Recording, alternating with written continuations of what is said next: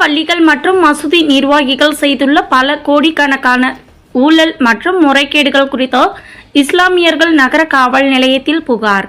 திருப்பத்தூர் மாவட்டம் திருப்பத்தூர் அடுத்த எல்லையம்மன் கோவில் பகுதியில் சுமார் 200க்கும் மேற்பட்ட இஸ்லாமிய குடும்பத்தினர் 35 வருட காலங்களாக வசித்து வருகின்றனர். இந்த நிலையில் திருப்பத்தூர் நகர பகுதியில் உள்ள கோட்டை ஈத்கா மசூதி,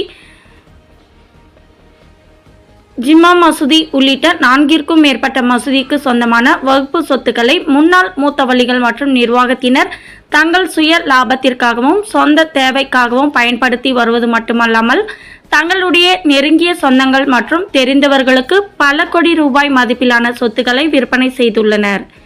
எனவே வகுப்பு சொத்துக்களை ஏழை எளிய மக்களுக்கு சேரும்படி வழிவகை செய்ய வேண்டும் எனவும் மேலும் முறைகேடு செய்துள்ள மூத்தவள்ளிகள் மீது நடவடிக்கை எடுக்க வேண்டும் எனவும் சுமார் 50க்கும் மேற்பட்டோர் திருப்பத்தூர் நகர காவல் நிலையத்தில் வியாழக்கிழமையான இன்று இரவு 8 மணி அளவில் புகார் அளித்தனர் என்பது குறிப்பிடத்தக்கது.